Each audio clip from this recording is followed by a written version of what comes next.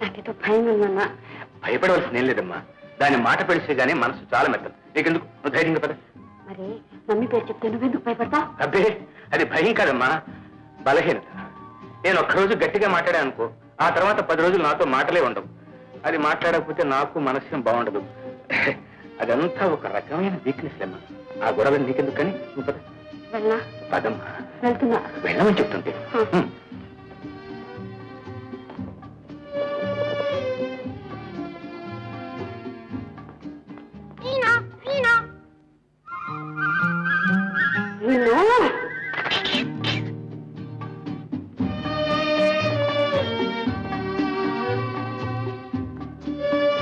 ఎవరది? మీనా? ఏం మమ్మీ అక్కడేం చేస్తున్నావు? లోపలికి రా.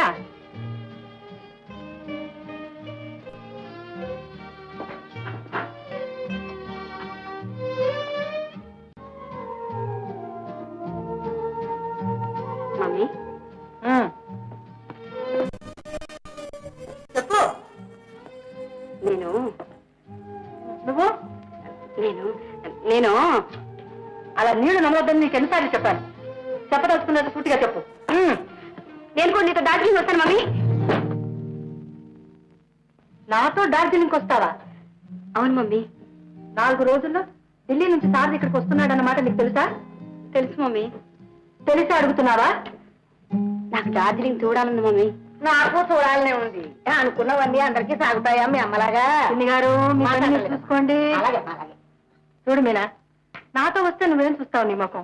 నేను క్లబ్ పని మీద పెద్దవాళ్ళని కలుసుకోవడంలో బిజీగా ఉంటాను. పెళ్ళైన తర్వాత నువ్వు సారథి హానిమూన్ వెళ్తురు గాని. అయినా రాక సారథి వస్తుంటే నువ్వు లేకపోతే బాగుంటుందా? అతను వస్తే నేనెందుకు? మామగారు ఉన్నారుగా. సారథి వచ్చేది నీకోసం మీనా. అతని కోసం నువ్వు ఇక్కడే ఉండాలి. ఇలా ముట్టముట్లాడుతూ కాదు, అందంగా అతన్ని ఆకర్షించేలా ఉండాలి. ఈ సంబంధం పోతే ఇంత మంచి సంబంధం మనకి ఇంకెప్పుడు దొరకదు. చూడు, ఈ ఫోటో చూడు. ఇద్దరు ఈడు జోడుగా అందంగా ఎంత ముద్దుగా ఉన్నారు. ఏమిటా గోడు కొరకడం చేతి? ఇక్కడ మాట్లాడుతుంటే ఎక్కడో చూడగా నీకు ఎన్నిసార్లు చెప్పేది? చిచి, నీ అబ్బగుణాలే.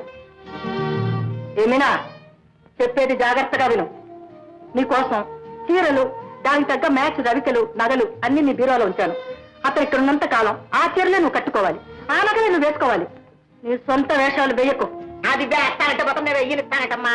నువ్వు ఏమేమి చెప్పావో టైం టేబుల్ ప్రకారం ఖచ్చితంగా అమలు జరిపిస్తాను. వెళ్ళు. ఇలారా, నేను లేను కదా అని నానా చెప్ప తినకు.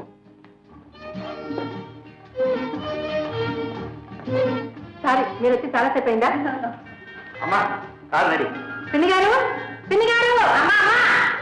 Luggage ready? కార్లో పెట్టించండి.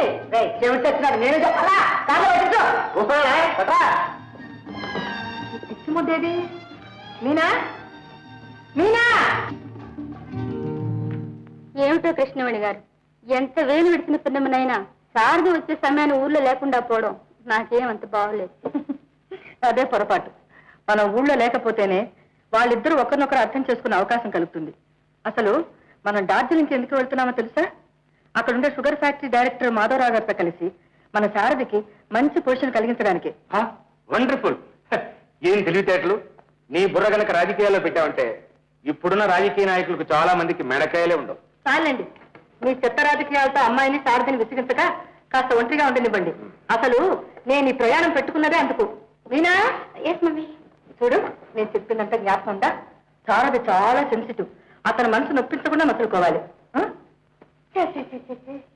ఏమిటో ఈ డ్రెస్సు? అతని ముందు కూడా ఇలాగే ఉంటావా? లేదు మమ్మీ. వెళ్ళి చక్కగా డ్రెస్ చేస్తా. సరే సరే, మీ ప్లేన్ టైం అయింది, బయలుదేరి. అమ్మా, వస్తాం.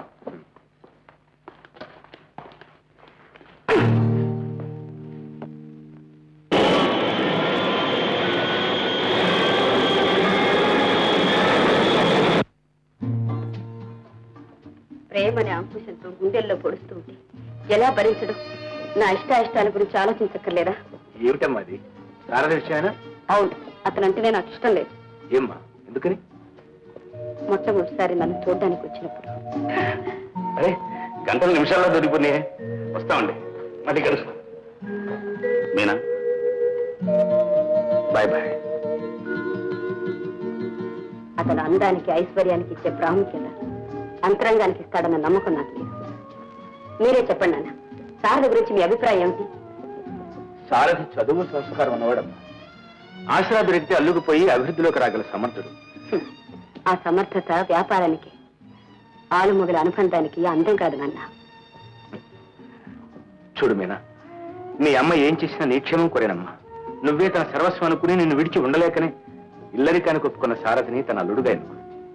నన్ను పెళ్లి చేసుకుని నా ఇంట్లో స్థానం కావాలనుకునేవాడు నాకు అవసరం లేదు. మీనా, నీ ఉద్దేశం ఇదేం తెలిస్తే మీ అమ్మ చాలా బాధపడుతుందమ్మా. అమ్మ బాధపడుతుందని ఆత్మవంచన చేసుకోమంటావా నాన్న? శారద ఇక్కడ ఉండగా నాకు ఈ ఊళ్ళో ఉండడమే ఇష్టం లేదు. నన్ను ఎక్కడికన్నా తీసుకువెళ్ళను నాన్న. ఆ తర్వాత నిదానంగా అమ్మ మనసు మార్చి శారద నుంచి తప్పించుకోవడానికి ప్రయత్నిస్తాను. ప్లీజ్. సరే, నువ్వంతగా వెళ్ళాలనుకుంటే ఒకే ఒక చోటు ఉంది, అక్కడికి మాత్రం పంపించగలను. ఎక్కడికి నాన్న? నిమ్మలూరమ్మా, నీ కమలత్త వాళ్ళ దగ్గర.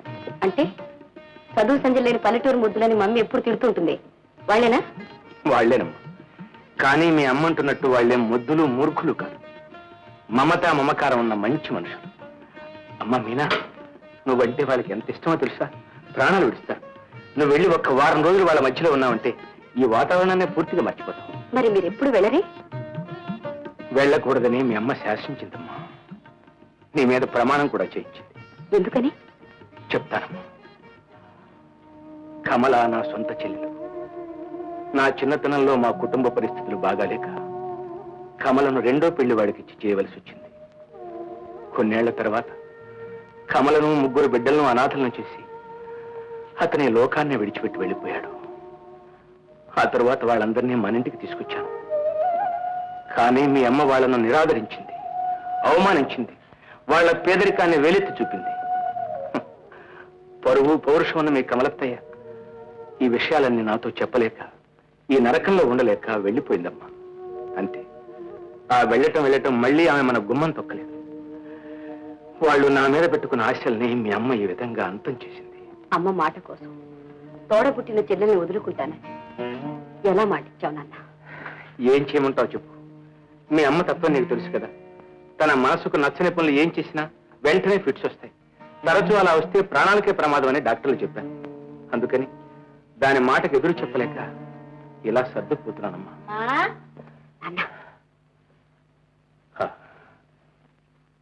అమ్మా, ఇదిగోనమ్మా కాఫీ. బాబు, మరి వంట ఏం చేయించమంటావమ్మా? మమ్మీ ఏమేమి వద్దన్నారో అవన్నీ చేయించు. అయ్యో అయ్యో, ఏమిటమ్మా ఇది? మా అమ్మగారు. అలాగేనమ్మా, నా సొమ్మేం పోయింది, మీ ఇష్టం. మీరు ఎలా చేయించమంటే అలా చేయిస్తాను. నాన్న, నన్ను నిమ్మలు ఎప్పుడు పంపిస్తారు? పంపిస్తానమ్మా. మరి ఈ సిగేడి మా అమ్మగారు ఎలా వదిలించుకోండి నాన్నగారు? చూడమ్మా, లీడర్ బుర్రా పేవు కర్రా ఎలా ఉంచితే అలా వంగుతాయి. నేనున్నాను కదా. Thank you daddy.